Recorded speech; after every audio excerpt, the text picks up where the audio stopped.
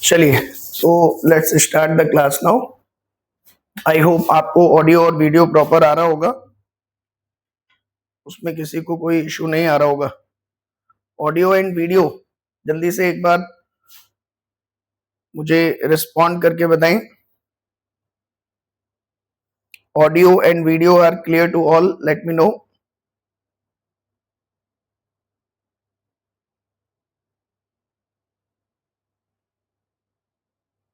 Okay, fine, ठीक है ठीक है ठीक है। चलिए, आज थोड़ा सा सेटअप और चेंज किया है मैंने। आपके जस्ट क्लास के सामने मैंने एक स्क्रीन लगा रखी है अभी, तो अब जो है मैं क्लियरली यहां से भी खड़े खड़े देख सकता हूँ बिना किसी सेलफोन को हाथ में लिए। पहले मुझे सेलफोन हाथ में लेके उसमें करना पड़ता था, तो now I can see all of you on the screen as well. ठीक है, और बहुत जल्दी हम फ्यूचर में वीडियो ऑन करने के स्टेट में आ जाएंगे, तो और ज्यादा मुझे ये क्लियरिटी होगी कि जब आप डाउट पूछ रहे होंगे तो आपका शक्ल मुझे दिखाई देगी, आपका चेहरा मुझे दिखाई देगा। तो that gives me a lot of satisfaction and lot of क्या बोले excitement as a same as that of the class, offline class. So आज हम ये करेंगे कि जो भी डाउट पूछेगा वो अपना कैमरा ऑन करके पूछेगा। ठीक है, इफ ही और शी इज कंफर्टेबल। ठीक है, तो let me start the today's discussion. पहले तो देखिए, हम लोग लास्ट क्लास में तो काइनेमेटिक्स की प्रॉब्लम डिस्कस कर रहे थे, और जो लास्ट क्वेश्चन मैंने आपको दिया था वो कर लिया था आप लोगों ने, बताएं। लास्ट क्वेश्चन जो आपको दिया था क्या वो आप लोगों का हो गया है, बताइए।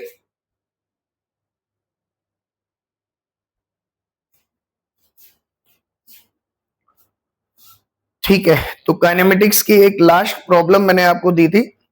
आई होप वो आप लोगों ने ट्राई कर ली होगी, और अगर किसी से नहीं हुई हो तो वो आप पूछ लेना। ठीक है, दैट आई विल डिस्कस। अब आज हमारे पास ऑप्शन है रिलेटिव मोशन शुरू करने का, जो हमारा नेक्स्ट चैप्टर है, दैट इज रिलेटिव मोशन।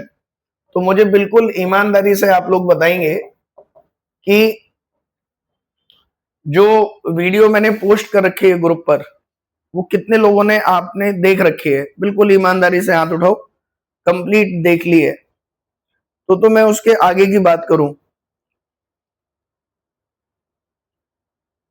और अगर नहीं देखी है तो फिर मैं पीछे की बात करूं।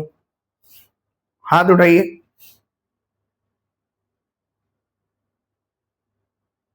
कितने बच्चों ने वो वीडियो प्रॉपरली देख ली है? दीक्षा, केशव, खुशबू, तरुण, दीक्षा। अच्छा, अंश आपने नहीं देखी कंप्लीट? अच्छा, अंश ने नहीं देखी, हाँ ठीक बात है, अंश ने नहीं देखी है। चलिए, तो देखिए, अब वो तो 1.5 घंटे का लेक्चर है। ठीक है, अगर हम मोटा मोटा एक चीज समझ लें इसमें कि रिलेटिव मोशन क्या होती है, 9th क्लास में आपने पढ़ रखी होगी एक चीज। ठीक है, velocity of A with respect to B, ये जो चीज लिखी हुई है वी ए बी, इसको बोलते हैं relative velocity of A with respect to B, है ना। इसका एक और मतलब होता है velocity of A appears to b, velocity of a appears to b, मतलब b को a की वेलोसिटी क्या दिखाई देगी। इसका एक और मतलब होता है velocity of A appears to b, का मतलब क्या है कि अगर velocity of A assuming b is in rest, assuming b is in rest, इतने मतलब हो गए। ध्यान से देखिए, इस एक सिंबल के ठीक है ना, relative velocity of A with respect to B, दूसरा velocity of A appears to B, velocity of A assuming B is in rest. तो ये क्यों पता करना चाह रहे हैं हम? ठीक है, क्योंकि हर किसी को अलग अलग जो है एक्सपीरियंस होता है जब वो किसी चीज को देखता है। तो जैसे मैंने आपको क्लास में भी एक बार बताया था कि बस में अगर आपके बगल में कोई बैठा हुआ है तो आपको वो रेस्ट में लगेगा, लेकिन ग्राउंड पे खड़े आदमी को वो मोशन में लगेगा। तो आपके अकॉर्डिंग उसकी वेलोसिटी कुछ और है, ग्राउंड पे खड़े आदमी के अकॉर्डिंग उसकी वेलोसिटी कुछ और है।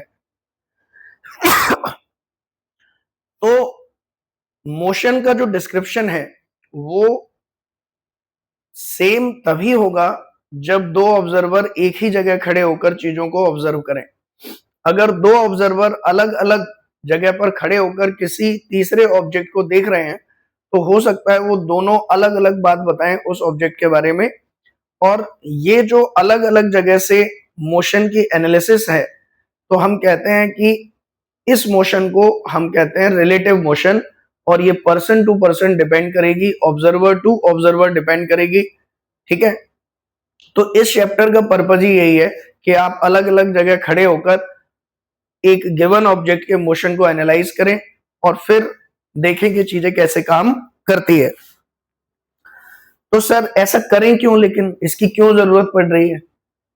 क्योंकि कई बार क्या होता है कि मान लो हमारे सामने दो तीन लोग मोशन कर रहे हैं, अब हमें समझ नहीं आ पा रहा है कि यार कौन कहाँ जा रहा है, कौन कितनी देर बाद कहाँ पहुंचेगा, कॉम्प्लेक्स है सिचुएशन बहुत।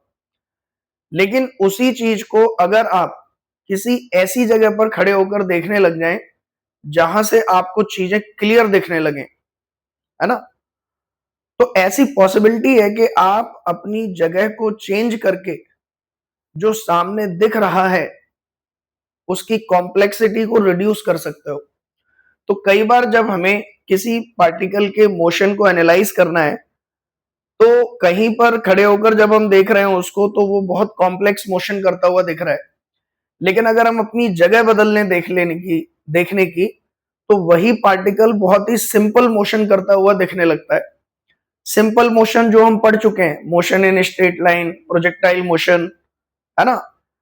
तो इस तरीके की रिक्वायरमेंट इसीलिए पड़ती है रिलेटिव मोशन को पढ़ने की, क्योंकि ये हमारी एनालिसिस को इजी कर देता है जब हम किसी पर्टिकुलर सिचुएशन में होते हैं जहां कॉम्प्लेक्स मोशन हो रहा हो। क्या मैं अपनी बात ये क्लियर कर पाया कि रिलेटिव मोशन क्यों पढ़ना है हमको, क्यों जरूरी है relative motion? Late me no. ठीक है, और रिलेटिव मोशन है क्या, क्या इसको हम क्लियर कर पाए? किसी दूसरी जगह के रेस्पेक्ट में, अलग अलग जगह के रेस्पेक्ट में एक गिवन पार्टिकल का मोशन किस तरीके से अपीयर होता है ऑब्जर्वर को, that is called relative motion. तो इसमें जो सबसे पहली चीज आपके सामने स्क्रीन पे लिखी हुई है बस यही थ्योरी है, और इसके अलावा कोई और थ्योरी है ही नहीं। अगर रिलेटिव मोशन की थ्योरी आप मेरे से पूछो तो बस यही लिखी हुई है आपके सामने, relative velocity of A with respect to B. अगर बिल्कुल बेसिक फंडामेंटल प्रिंसिपल अगर मैं आपसे पूछ दूं कि इसमें एक ही फॉर्मूला है पूरे टॉपिक में जो आपके सामने लिखा हुआ है, there is only one single formula, that is relative velocity of A with respect to B. और इस एक सिंबल के ये मीनिंग है। तो मैं एक बार आपको जो इंपॉर्टेंट पार्ट था उसमें वो जरूर एक बार ये कहना चाहूंगा कि इसका फॉर्मूला क्या होता है। बताइए आप लोगों में से कितने लोग बताएंगे what is the formula of this V A B? आपने पहले कभी पढ़ा हो 9th क्लास में? बताइए what is the formula of this V A B?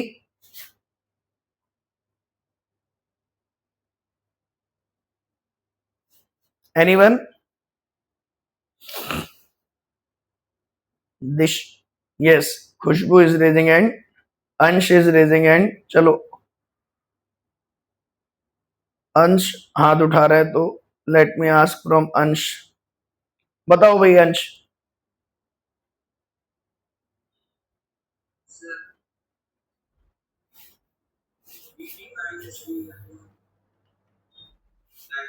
क्या कह रहे हो?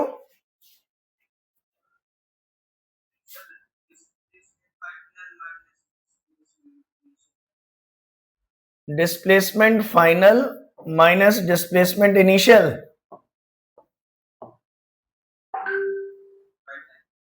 By time. तो बेटा डिस्प्लेसमेंट फाइनल, अभी भी याद करो, आप ये सेम वही मिस्टेक कर रहे हो जो थोड़े दिन पहले कर रहे थे। ये डिस्प्लेसमेंट नहीं होता, ये क्या होती है? Final position. तो आप कह रहे हो कि final position of minus initial position divided by time. तो ये पोजीशन किसकी है बेटा?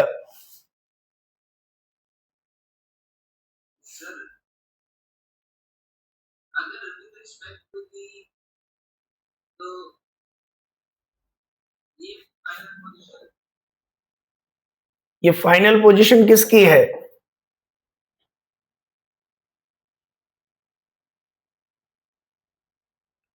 मतलब किसी ना किसी की पोजीशन होगी ना ये। तो ये किसकी पोजीशन है? ए की है या बी की है? बी की। बी की पोजीशन है ना? तो बेटा आप वेलोसिटी किसकी निकाल रहे हो, ए की या बी की?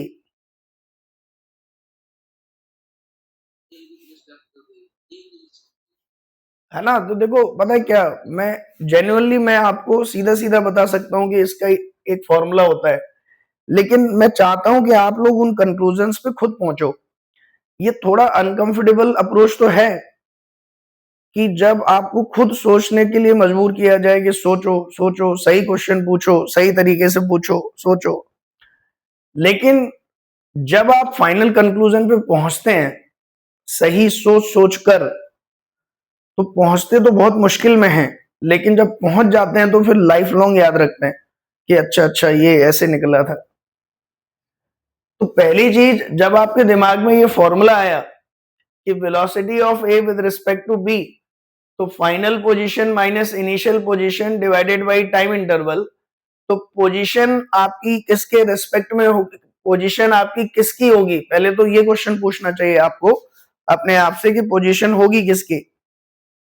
तो अब आप सही कंक्लूजन पे आए हैं कि पोजीशन किसकी लिखनी पड़ेगी हमें। अगर वेलोसिटी ए की निकाल रहे हैं तो पोजीशन भी किसकी होगी? ए की। अब जो पोजीशन निकाली जाती है, ध्यान समझना बेटा, नॉर्मली हम जब कहते हैं कि कोई पार्टिकल एक्स एक्सिस में चल रहा है, ये एक्स इक्वल टू 0 है, और अभी मान लो वो यहां पर खड़ा है, फिर थोड़ी देर बाद यहां आ गया, x इक्वल टू 1 पर है, ये x इक्वल टू 2 पर है, t इक्वल टू 1 पर, t इक्वल टू 2 पर। तो मुझे जब मैं आपसे ये कहता हूं कि इस आदमी की पोजीशन क्या है t इक्वल टू 2 पर, तो आप क्या कहते हो बताओ? What is the position of this man at t equal to 2?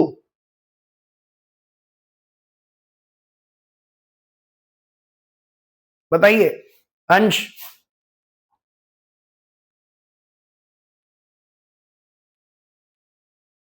क्या आएगी बताइए? 2,0। तो अब जो ये पोजीशन आपने बताई है बेटा 2,0, अगर कल को मैं तुमसे ये कह दूं कि ओरिजिन यहां नहीं है, ओरिजिन आज से मैंने यहां मान लिया, अब इसकी पोजीशन क्या हो जाएगी t इक्वल टू 2 पर? 1,0। इसका मतलब नॉर्मली जो ये आप पोजीशन लिखते हो, वो पोजीशन बताने के लिए किसी चीज की ये बताना पड़ता है कि पोजीशन किस से मेजर की जा रही है, किसके रेस्पेक्ट में मेजर की जा रही है। Is that clear? तो बेसिकली बेटा इस दुनिया में कुछ भी एब्सोल्यूट नहीं है, हर चीज किसी ना किसी के रेस्पेक्ट में क्या की जा रही है? मेजर की जा रही है। हर चीज किसी ना किसी चीज के रेस्पेक्ट में क्या की जा रही है, मेजर। पोजीशन हमेशा ओरिजिन के रेस्पेक्ट में मेजर की जाती है। दीक्षा पूछना चाहती है कुछ, बताएं दीक्षा। अच्छा, मेरा ही पॉइंटर उधर जा रहा था, ठीक है। तो व्हाट आई वांट टू से इज कि अभी तक जो भी आपने पढ़ा, पोजीशन, वेलोसिटी, एक्सेलरेशन, जो कुछ भी पढ़ा आपने अभी तक, बाय डिफॉल्ट हम सब कुछ किसके रेस्पेक्ट में पढ़ रहे थे, ग्राउंड के रेस्पेक्ट में। लेकिन अब अगर मैं आपसे कहूं कि एवरीथिंग इज रिलेटिव, आज ग्राउंड के रेस्पेक्ट में पिछले 3 चैप्टर से पढ़ते आ रहे हैं हम, लेकिन अब अभी ग्राउंड को छोड़ दें, हम किसी दूसरी जगह खड़े होकर उसी ऑब्जेक्ट को देखें तो उसकी सारी चीजें क्या हो जाएंगी, चेंज। तो कहने का मतलब पोजीशन भी ओरिजिन के रेस्पेक्ट में मेजर की जाती है। अब यहां पर हम कह रहे हैं कि velocity of A with respect to B, मतलब अब हम किसके रेस्पेक्ट में चीजें मेजर करना चाहते हैं, बी के रेस्पेक्ट में। तो हमारा ओरिजिन अब क्या हो गया, बी। तो अब हम जो भी चीजें लिखेंगे वो किसके रेस्पेक्ट में लिखेंगे, बी के रेस्पेक्ट में। तो इसका मतलब ये जो पोजीशन ऑफ ए है वो अब आप किसके रेस्पेक्ट में लिखोगे अंश, बताओ। बी के रेस्पेक्ट में। तो इसका मतलब वी ए बी जो अब लिखा जाएगा that is X A B minus X initial A B. Is that clear, बताओ। अच्छा, एक और बहुत इंपॉर्टेंट चीज यहां पर, जैसे मान लो आप बस में बैठे हो, है ना, यहां पर आप बस में बैठे हो और एक आदमी यहां पर ग्राउंड में खड़ा है, ठीक है। बस में एक आदमी ने एक बॉल को ऊपर उछाला लाइक दिस, और थोड़ी देर बाद वो बॉल उसी आदमी के हाथ में आ गई, ठीक है। तो बस में बैठे आदमी को इसका मोशन दिखेगा वर्टिकल, और ग्राउंड पे खड़े आदमी को इसका मोशन दिखेगा प्रोजेक्टाइल, ठीक है ना।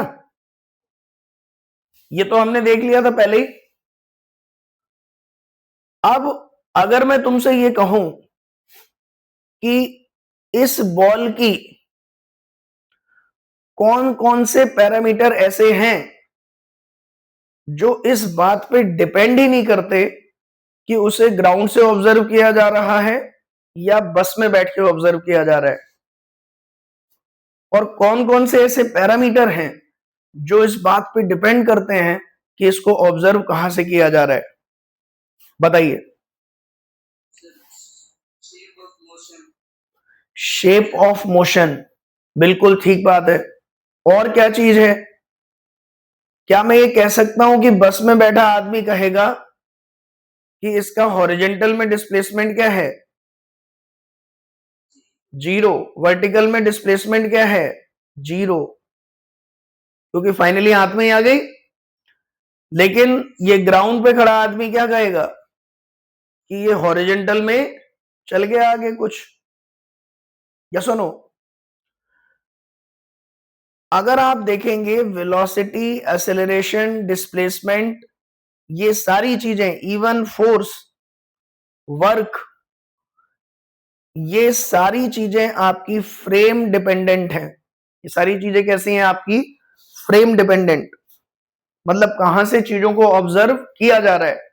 लेकिन मान लो इस बस में बैठे आदमी ने एक घड़ी पहनी हुई है, वॉच, और बाहर खड़े आदमी ने भी एक वॉच पहनी हुई है, और दोनों ने कहा कि हम टाइम नोट करेंगे कितनी देर में बॉल वापस से ऑब्जर्वर के पास आ गई, पर्सन के पास आ गई। तो आपको क्या लगता है कि दोनों का टाइम अलग अलग आया होगा या सेम आया होगा, व्हाट डू यू थिंक। कितने लोगों को लगता है कि टाइम सेम आएगा, बताइए। How many of you think the time is same. इसका क्या मतलब है, बताओ, व्हाट डज दैट मीन, कि टाइम ही केवल एक ऐसी क्वांटिटी है जो फ्रेम इंडिपेंडेंट है। आप कहीं से भी खड़े होकर ऑब्जर्व कर लीजिए, जो टाइम की कैलकुलेशन है किसी भी इवेंट के होने की, किसी भी इवेंट के होने की, जैसे यहां इवेंट क्या है, what is the event here, ball के फेंकने से लेकर बॉल के वापस तक ऑब्जर्वर तक आने तक के फेनोमेना को हमने एक इवेंट बोल दिया कि the event is what, ball का फेंकना और वापस से बॉल का हाथ में आना, ये दो इवेंट है। एक तो बॉल का फेंकना एक इवेंट हो गया, बॉल का हाथ में आना एक इवेंट हो गया। इन दोनों इवेंट के बीच का जो टाइम है वो आप चाहे कहीं से भी खड़े होकर मेजर कर लो, कहीं पे भी बैठ के ऑब्जर्व कर लो, time will never depend on the frame of reference. अब इस पे अच्छी खासी डिबेट है बेटा, बहुत अच्छी खासी डिबेट है कि सच में टाइम एब्सोल्यूट होता है क्या सर। हाँ बोलो अंश, कुछ कहना चाह रहे हो आप, बताओ। सर एक डाउट है। हाँ बताएं।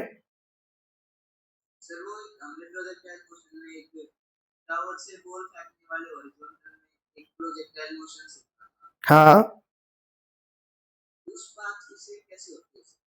उस पाथ की शेप कैसे होती है? उस पाथ की शेप तो ऐसे होती है, हॉरिजॉन्टली अगर फेंका है तो इस तरीके से आएगी, पैराबोलिक होती है।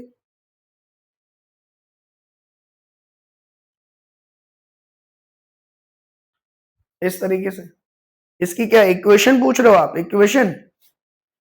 नो सर, तो ये वो एडवांस में एक क्वेश्चन आया था एमपी में, तो वो लग रहा था कि शेप इस तरह। अच्छा, तो ये आपके दिमाग में अभी कैसे आया, ये कराया इसलिए ऐसे, इसीलिए ये दिमाग में आ गया। अच्छा ठीक है ठीक है, चलिए। तो मेरा अभी जो डिस्कशन है आपसे वो ये है कि क्या ये चीज सुन के आपको थोड़ा सा अजीब सा फील नहीं हो रहा है कि टाइम रिलेटिव नहीं होता, टाइम कहीं से भी देखो सेम ही ऑब्जर्व होता है, बाकी चीजें चेंज हो जाती हैं।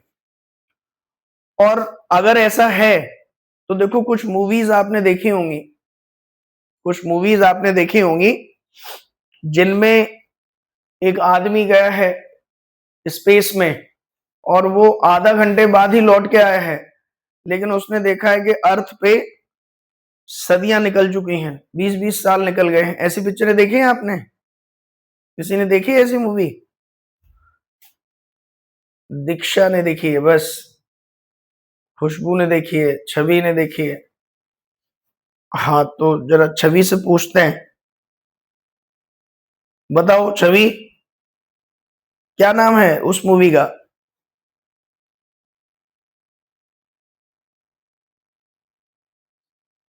बताओ, जिसमें कोई इंसान गया हो और स्पेस में और आधा घंटा ही हुआ था, लेकिन बाद में लौट के आया तो देखा कि भाई सदियां निकल गई हैं। यस बताइए। Lost in space. कौन सी? Lost in space. Lost in space, lost in space. और बताइए, इसके अलावा किसी ने देखी हो कोई और? रिया हाथ उठा रही है, बताएं रिया कौन सी मूवी है? The planet of the apps. अच्छा, और बताइए।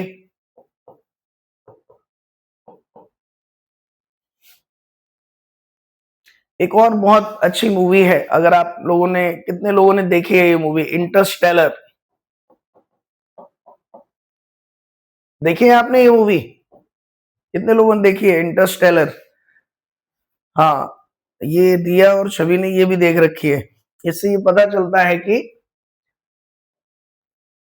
मूवीज पे बहुत डिपेंडेंट हैं आप लोग अपनी पढ़ाई के लिए। अच्छी बात है, वेरी गुड बेटा, सीखने के लिए हम कहीं से भी सीख सकते हैं, बहुत बढ़िया। तो देखो बेटा, कहने का मतलब ये है कि आखिर ऐसा कैसे होता है, साइंस मानता है इस चीज को कि ये प्रैक्टिकली पॉसिबल है, इट इज पॉसिबल, तभी मूवीज में अब दिखा रहे हैं। तो इसके ऊपर काम किया बेसिकली किसने, आइंस्टीन ने। और आइंस्टीन ने कहा, एक बहुत ही फेमस थ्योरी दी आइंस्टीन ने जिसको बोलते हैं theory of relativity. Theory of relativity मतलब आइंस्टीन इसी चीज से फैसिनेट हो गए कि यार ये सारा रिलेटिव मोशन पढ़ रहे हैं लोग, गैलीलियो और न्यूटन ने जो दिया है, क्लासिकल फिजिक्स जिसको बोलते हैं। अभी जो आप रिलेटिव मोशन पढ़ रहे हो वो क्लासिकल फिजिक्स पढ़ रहे हो। तो आइंस्टीन ने जब इसको देखा तो पहली बार उसके दिमाग में ये क्वेश्चन हिट किया कि आखिर टाइम क्यों नहीं चेंज हो रहा है, why the time is not changing. और क्या कभी टाइम चेंज हो सकता है कि मेरी घड़ी में 1 घंटा ही हुआ है, दूसरे की घड़ी में 2 घंटे हो गए। तो अगर ऐसा पॉसिबल हुआ तो टाइम ट्रेवल पॉसिबल हो जाएगा। मतलब एक की घड़ी में अभी 1 ही बज रहा है और दूसरे की घड़ी में 2 बज चुके हैं, तो यानी कि वो 1 घंटा एडवांस फ्यूचर में चला गया। तो ये चीज जिसने सोची पहली बार वो आइंस्टीन थे। उन्होंने कहा मैं काम करूंगा इसके ऊपर कि कब टाइम फ्रेम पे डिपेंड हो जाता है। और वो जो उन्होंने पूरा डेवलप किया वो डेवलप किया थ्योरी ऑफ रिलेटिविटी में। और थ्योरी ऑफ रिलेटिविटी में आइंस्टीन ने बताया कि जब कोई चीज स्पीड ऑफ लाइट से चलने लगती है, स्पीड ऑफ लाइट के कंपैरेबल स्पीड से, ठीक है, तो फिर टाइम जो है वो फ्रेम डिपेंडेंट हो जाता है और टाइम फिर चेंज हो जाता है। इसीलिए ज्यादातर मूवीज में आप देखते हो कि वो एक बहुत ही अजीब टाइप की किसी डिवाइस में बैठते हैं लोग टाइम ट्रेवल करने के लिए। और स्पेस में भी जब वो जाते हैं तो अगर वो एक पर्टिकुलर स्पीड से ज्यादा क्रॉस कर जाते हैं तो फिर ऐसा होने लगता है कि वहां पर टाइम और अर्थ का टाइम डिफरेंट होने लगता है, ठीक है। और ऐसा नहीं है कि ये केवल और केवल साइंस में ही है। अगर आप अपने स्क्रिप्चर्स देखें तो उसमें इस तरीके से लिखा हुआ है, रिलेटिव टाइम का कॉन्सेप्ट दिया हुआ है कि ब्रह्मा जी के जो लोक का एक दिन है वो धरती के इतने दिन के बराबर है। तो ये जो डिस्क्रिप्शन है वो हजारों साल पहले के स्क्रिप्चर्स में मेंशन्ड है कि इस जगह का 1 घंटा दूसरी जगह के 2 घंटे के बराबर है, एक दिन दूसरी जगह के 10 दिन के बराबर है। तो रिलेटिव टाइम इज पॉसिबल, इसकी हिंट स्क्रिप्चर्स में बहुत पहले ही से गिवन है, जिसको साइंटिफिकली आइंस्टीन ने थ्योरी ऑफ रिलेटिविटी में मैथमेटिकली मॉडल किया और बताया कि भाई टाइम ट्रेवल पॉसिबल है। लेकिन अनफॉर्चुनेटली आपके सिलेबस में इस तरीके के ऑब्जेक्ट हम नहीं ले रहे हैं जो स्पीड ऑफ लाइट के कंपैरेबल स्पीड से चलें। और हमारे पास डे टू डे लाइफ में जो ऑब्जेक्ट होते हैं वो काफी कम स्पीड से चलते हैं और इनको हम बोलते हैं क्लासिकल फिजिक्स। क्या बोलते हैं? Classical physics. ये क्लासिकल फिजिक्स के अंदर आते हैं और उसमें हम इस थ्रू आउट पूरे चैप्टर में ये मान के चलेंगे कि जो टाइम है that is independent of the frame, ठीक है। तो कल को अगर आपसे कोई ये पूछे कि जो टाइम है वो डिपेंडेंट ऑफ फ्रेम है या इंडिपेंडेंट ऑफ फ्रेम, तो आप कहेंगे स्पीड ऑफ लाइट से अगर बहुत कम है स्पीड तो it is independent of frame, और अगर स्पीड ऑफ लाइट से कंपैरेबल है या उसके बराबर है तो we can say that it is independent of frame, it is dependent on frame, ठीक है ना। तो मेरा क्वेश्चन आपसे ये था, ध्यान से देखिए कि ये जो आपने velocity of A minus velocity of B निकाला यहां से, तो आपने बी के रेस्पेक्ट में इसको लिखा that is position of B with respect to A final minus position of B with respect to A initial divided by delta T, ठीक है। तो इसको हम बोलेंगे velocity of A with respect to B. अब जरा मुझे ये बताओ कि ये अल्टीमेटली किसके इक्वल आएगी? पोजीशन। अब हमारा क्वेश्चन चेंज हो गया, velocity of A with respect to B निकालना था, हम यहां पर ले आए अंश। अब मैं कह रहा हूं position of B with respect to A कैसे निकालूं?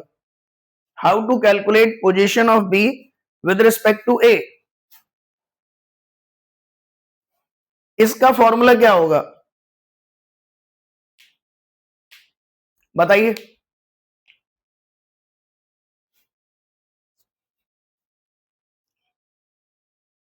हाँ, सोच लीजिए सभी लोग एक एक करके, मैं सबको मौका दूंगा।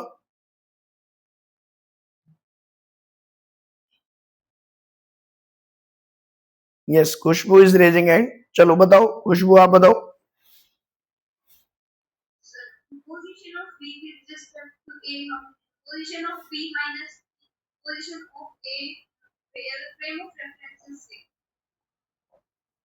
X B with respect to A, ये अगर निकालना है तो आपने खुशबू बताया formula position of B minus position of A. तो अब ये पोजीशन ऑफ बी किसके रिस्पेक्ट में निकाल रहे हो बेटा? Sir, A की respect. ना, ये तो ये निकाल रहे हैं position of B with respect to A, ये तो ये लिख दिया हमने। अब जो आप ये लिख रहे हो position of B minus position of A, तो मैंने बताया कि पोजीशन हमेशा और हमेशा किसी ना किसी के रेस्पेक्ट में लिखी जाएगी। तो पोजीशन ऑफ बी अभी आप किसके रेस्पेक्ट में लिख रहे हो, ये बताओ। ओरिजिन के। और वो ओरिजिन बेसिकली क्या है, आपको एक फ्रेम बताना है। अब ओरिजिन भूल जाओ, अब आपको किसी ना किसी एक पर्टिकुलर फ्रेम की बात करनी है। तो वो जो फ्रेम है आपका, एक आपने बहुत अच्छा वर्ड बोला था अभी, आप उसको रिपीट नहीं कर रहे हो, कॉमन फ्रेम। हाँ, सेम फ्रेम। यानी कि अब एक कॉमन फ्रेम ले लीजिए जो भी आपका मन करे। अगर वो ग्राउंड लेना चाह रहे हो तो फिर दोनों की पोजीशन ग्राउंड के रेस्पेक्ट में पता कर लो, और उनका फिर क्या ले लो, डिफरेंस। उनका क्या ले लो, डिफरेंस। अब मैं आपसे ये पूछना चाह रहा हूं बेटा कि ये इस फॉर्मूले पे आप कैसे पहुंचे, how you have arrived on this formula. इस फॉर्मूले पे कैसे पहुंचे थे, ये तो हमें क्लियर था कि वेलोसिटी जो होती है वो change in the position divided by time define करते हैं। तो चेंज के लिए फाइनल माइनस इनिशियल लिख दिया। लेकिन position of B with respect to A, इस रिजल्ट पे कैसे पहुंचे आप, X B minus X A. Sir इसमें position of B with respect to A बताना है, तो फिर हम इसमें पूछा गया है कि मींस कोई से ए की कोई पोजीशन है, उसके रिस्पेक्ट में बी की कितनी डिस्टेंस पे है, आप कौन सी पोजीशन। हाँ, उसमें इसलिए हमने B position of B minus. हाँ, बेसिकली आप ये कह सकते हो कि सर देखो, अगर मैं यहां पे मान लूं कि ये ग्राउंड है और ये आपका अभी बी है और ये आपका सी है, मान लीजिए ये आपका सी है। इनिशियली दोनों यहां पे खड़े थे सर, और किसी टाइम टी पर ये जो बी है वो चल के इधर आ गया, और किसी टाइम टी पर ये जो सी है वो चल के इधर आ गया। तो अगर अब मैं ये कहूं कि शुरुआत में दोनों ग्राउंड पे x इक्वल टू 0 पे, अब ये ग्राउंड का पॉइंट है, मान लीजिए ये कोई सिंबल मान लिया मैंने, दोनों यहां पर खड़े थे, और इसको अब मैंने मान लिया कि ग्राउंड पे इस पॉइंट से टी टाइम में जो बी है वो इधर आ गया। तो ये जो पोजीशन है बी की, that is X B with respect to ground, और जो ए की पोजीशन है that is X A with respect to ground. तो अगर मैं अब आपसे ये कहूं कि position of B with respect to A, तो ये कैसे लिखेंगे आप बताइए, इसका मतलब क्या है। इस चीज का मतलब ये होता है position of B with respect to A. याद करिए मोशन इन स्ट्रेट लाइन में कैसे डिफाइन किया था आपने, जैसे ये पॉइंट था, मैं ये कह रहा था इसकी पोजीशन वेक्टर बताओ, तो आप कहते थे कि ओरिजिन से इसको मिलाने वाला vector is called position vector. तो अगर मैं कह रहा हूं कि position of B with respect to A बताओ, यानी कि ए से बी को मिलाने वाला वेक्टर ही क्या होगा, position of B with respect to A. तो अगर मैं आपसे कहूं कि इस वेक्टर को कैसे लिखूं मैं, बताइए। तो ध्यान से देखिए, अगर आप यहां पे और इसको थोड़ा जनरलाइज कर ले इस रिजल्ट को, कि यहां पर आपका ए है वेक्टर में, अगर हम देख ले, और ये बी, तो ग्राउंड के रेस्पेक्ट में ए की पोजीशन हो गई आपकी एक्स ए, और ग्राउंड के रेस्पेक्ट में बी की पोजीशन हो गई एक्स बी। तो ये जो पोजीशन मैंने वेक्टर ड्रॉ किए, ये मैंने ग्राउंड के रेस्पेक्ट में ड्रॉ किए। और अब मैं कह रहा हूं कि position of B with respect to A बताओ। इसका मतलब ए से बी को मिलाने वाले वेक्टर को हम क्या कहेंगे? This is called position vector of B with respect to A. क्या ये बात क्लियर हो रही है सभी को? बताइए, इज दिस क्लियर एवरीवन? सभी लोग जल्दी से बताएं। अब मुझे बताओ कि ये क्या आएगी, what is this position vector of B with respect to A. कैसे लिखें हम इसको, इस वेक्टर को कैसे लिखें? Now you can tell me.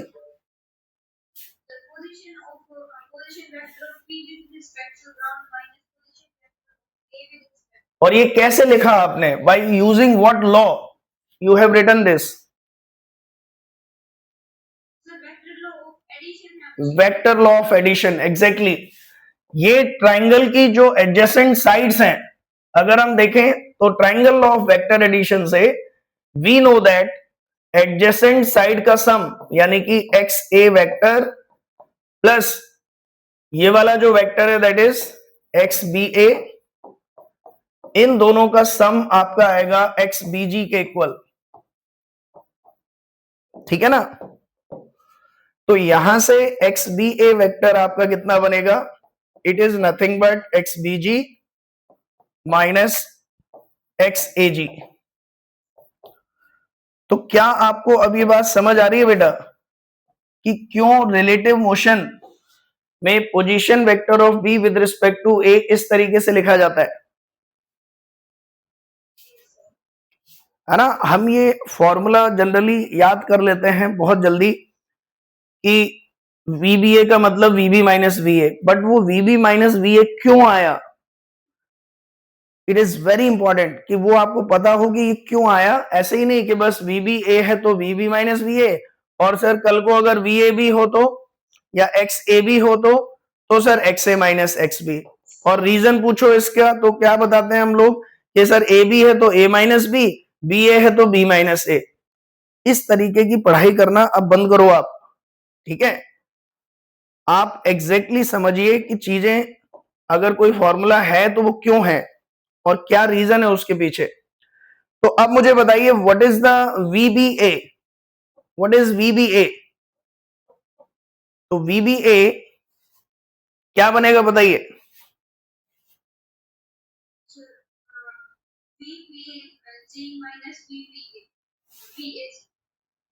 VBG, क्योंकि अब अगर मैं इसको डिफरेंशिएट कर दूं टाइम के साथ में, इस पूरी इक्वेशन को टाइम के साथ में डिफरेंशिएट कर दूं, तो यही क्या बन जाएगा? VBG minus वीएजी। क्या ये बात क्लियर है सभी को? बताइए। तो यहां से ये हमने डिराइव किया है कि velocity of B with respect to A जो होता है वो वीबी माइनस वीए। अब ये जरूरी नहीं है ग्राउंड ही है। एक ये मिस्टेक और करते हैं कई बार लोग कि सर हमेशा ग्राउंड ही लेते हैं। नहीं, जरूरी नहीं है हमेशा ग्राउंड हो।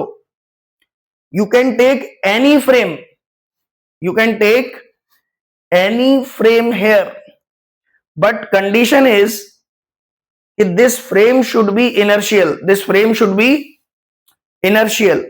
अब ये क्या मतलब है सर? इनर्शियल का क्या मतलब है? देखो, जो भी आपके फ्रेम हैं जहां से खड़े होकर आप चीजों को ऑब्जर्व करोगे, ये दो तरीके के होते हैं, one is inertial and second is non inertial.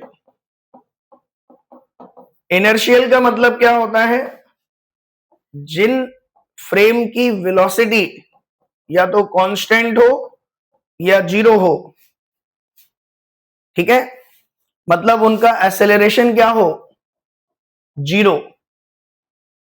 तो जिनकी वेलोसिटी कांस्टेंट है या जीरो है उसको हम लिखते हैं इनर्शियल फ्रेम, और जिनकी वेलोसिटी कांस्टेंट नहीं है यानी कि जिनका एक्सेलरेशन जीरो नहीं है, जब उन पर खड़े होकर चीजें हम लिखते हैं तो वहां पर फिर हम उन फ्रेम्स को अवॉइड करेंगे। यहां पर जब आप ये लिखते हैं कि VB minus VBA is equal to, जब आप लिखते हैं VB माइनस VA, तो यहां पर ये जो वेलोसिटी अब आप लिख रहे हो, क्योंकि देखो मैंने क्या कहा आपसे कि कोई भी चीज टाइम को छोड़ के एब्सोल्यूटली ट्रू नहीं है, हमेशा हर चीज किसी ना किसी के रेस्पेक्ट में मेजर की जा रही है। तो तुमने कहा कि वेलोसिटी ऑफ बी ए के रेस्पेक्ट में बतानी है, तो फॉर्मूला जब आपने इसका निकाला तो VB माइनस VA आया। तो ये B और AB किसी ना किसी के रेस्पेक्ट में है, और वो किसी ना किसी का रेस्पेक्ट, वो क्या लेना है, वो पॉइंट, वो लेना है हमें एक ऐसा पॉइंट जो आपका इनर्शियल हो, जो आपका क्या हो, इनर्शियल फ्रेम हो। दिस इज वेरी इंपॉर्टेंट, जो आपका क्या हो, इनर्शियल फ्रेम, ठीक है। तो सर इनर्शियल फ्रेम क्या है, व्हाट इज इनर्शियल फ्रेम?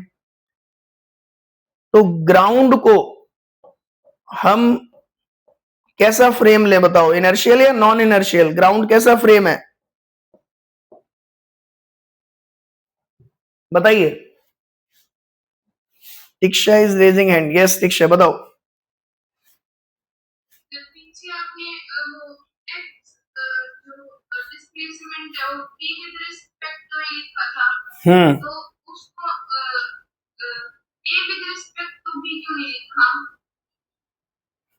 उसका सिंबल ये velocity of a with respect to b, इसको रीड करते हैं हम velocity of a with respect to b, और ये सिंबॉलिक रिप्रेजेंटेशन है।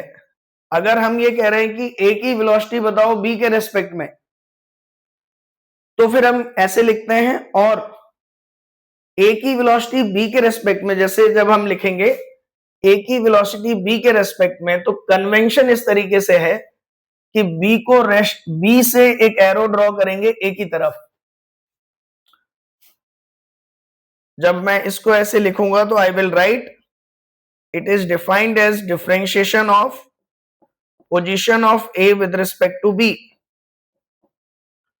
Now position of a with respect to b बताना है, तो आप सोचो ना हम कैसे पोजीशन बताते हैं, कि अगर मुझे ओरिजिन से a की पोजीशन बतानी थी तो ओरिजिन से a की तरफ एक एरो ड्रॉ करते हैं, ओरिजिन से b की पोजीशन बतानी है तो ओरिजिन से b की तरफ एक एरो ड्रॉ करते हैं।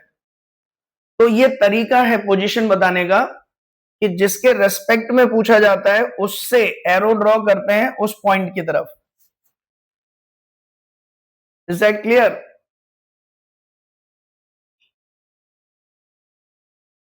बताओ दीक्षा।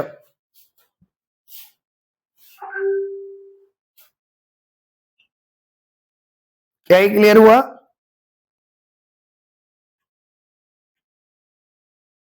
ठीक है, ओके ओके ओके।